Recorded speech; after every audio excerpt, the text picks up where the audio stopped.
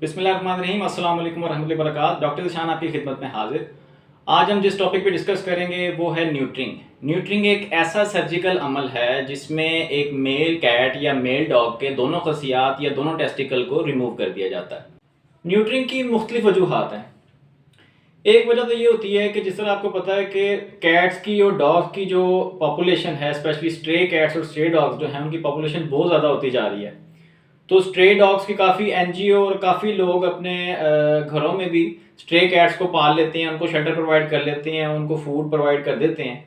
लेकिन वो पेट्स या वो स्ट्रे डॉग्स जिनको प्रॉपरली फूड नहीं मिल रहा या प्रॉपरली उनको शेल्टर नहीं मिल रहा और उनकी पॉपुलेशन ज़्यादा होती जा रही है और उनके बच्चों को संभालना जो है वो बड़ा मुश्किल होता जा रहा है, तो उनकी पॉपुलेशन को कंट्रोल करने के लिए भी न्यूट्रिंग की जाती है। न्यूट्रिंग की एक और वजह ये है कि जो मेल कैट्स और मेल डॉग्स हैं, जब उनमें प्यूबर्टी आती है, स्पर्म्स की प्रोडक्शन बनना शुरू हो जाती है, तो एक हार्मोन जो टेस्टोस्टेरोन होता है, वो हार्मोन उसका लेवल हाई होना शुरू हो जाता है। जब उसका लेवल हाई होता है तो कुछ कैट्स और कुछ डॉग्स में क्या होता है कि हाई टेस्टोस्टेरोन लेवल की वजह से मेल जो है वो बहुत ज़्यादा एग्रेसिव होना शुरू हो जाता है, बाइटिंग करना शुरू कर देता है या नेल से स्क्रैच करना या अटैक करना या दूसरे जानवरों से वो लड़ना शुरू कर देता है। तो उसके एग्रेशन को कम करने के लिए, उसके टेस्टोस्टेरोन लेवल को कम करने के लिए भी न्यूट्रिंग की जाती है। न्यूट्रिंग की एक और वजह ये होती है कि अक्सर लोगों की कंप्लेन ये आती है कि हमारा जो मेल कैट है वो जगह जगह पे स्प्रे कर रहा है, जिसकी वजह से घर में बहुत ज़्यादा स्मेल है। वो स्प्रे इसलिए कर रहा है कि टेस्टोस्टेरोन लेवल जब हाई होता है तो मेल क्या करता है कि अपनी टेरिटरी मार्क करना शुरू कर देता है।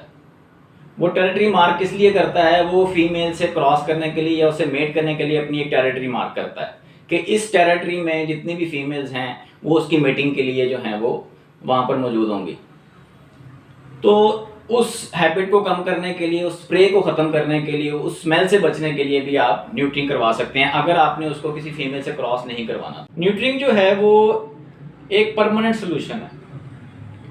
टेम्परेरी सोल्यूशन क्या होता है कि आप उसको हार्मोनल इंजेक्शन लगवा लेते हैं जिसकी वजह से उसका गुस्सा भी कम हो जाता है, टेस्टोस्टेरोन लेवल भी कम हो जाता है, लेकिन वो एक मखसूस वक्त तक होता है। वो 1 माह से लेकर जो है 2 माह या 3 माह तक उसका असर रहता है इंजेक्शन का, और उसके बाद वो दोबारा उसका लेवल दोबारा टेस्टोस्टेरोन का हाई होना शुरू हो जाता है। दोबारा वो उसी एग्रेशन में दोबारा वही स्प्रेइंग, दोबारा वही फाइटिंग जो है वो स्टार्ट हो जाती है उनकी।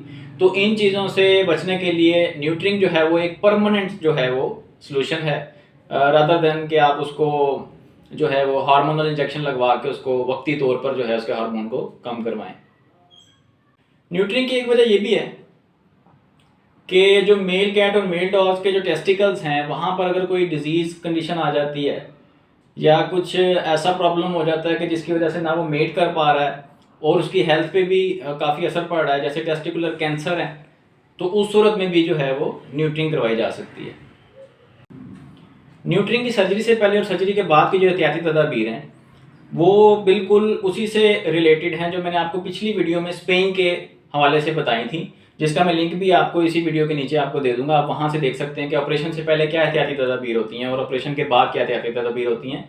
लेकिन आपको फिर भी थोड़ा सा बताता चलूँ कि आपको जो सर्जरी का वक्त दिया गया है उससे 12 से 24 घंटे पहले तक आपने कुछ भी खाने पीने के लिए नहीं देना, पानी भी नहीं देना, कोई कैट फूड डॉग फूड नहीं देना आपने अपने डॉग या कैट को, और कोई भी खाने की चीज़ फूड के अलावा जिस तरह चिकन हो गया, चावल हो गए, तो उस तरह की कोई भी चीज़ एम्प्टी स्टमक बिल्कुल आपने रखना है, बिल्कुल खाना पीना आपने बंद कर देना है। उसका फ़ायदा क्या होता है कि जब हम एनेस्थीसिया देते हैं किसी जानवर को तो एक तो एनेस्थीसिया का ऑनसेट अच्छा होता है और सर्जरी जो है उसमें कोई कॉम्प्लिकेशन नहीं आती।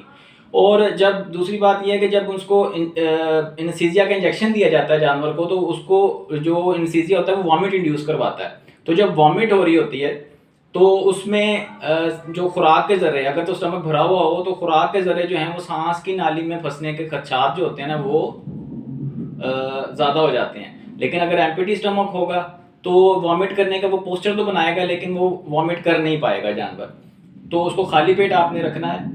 और ऑपरेशन के बाद आपने क्या करना है कि ऑपरेशन के बाद भी आपने 6 से 8 घंटे आपने मेल को भूखा रखना है, क्योंकि एनेस्थीसिया से उठने के बाद भी जो जानवर होता है वो कई बार उल्टियाँ करता है।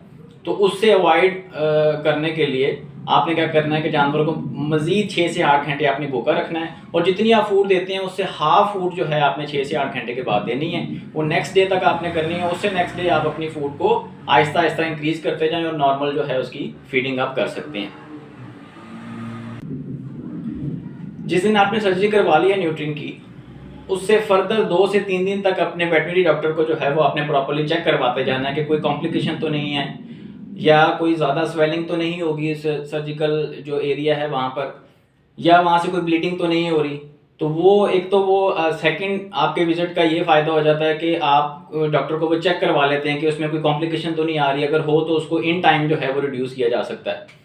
तो आपने 2 से 3 दिन तक अपने डॉक्टर की हिदायत के मुताबिक जो है उसको चेक करवाते रहना, और एंटीबायोटिक्स इंजेक्शन जिस तरह भी वो कहते हैं उसके अकॉर्डिंग आपने उसको कंटिन्यू करते रहना। ये थी वो सारी मालूमात जो बेसिक हमने आपको न्यूट्रिएंट के हवाले से बता दी हैं।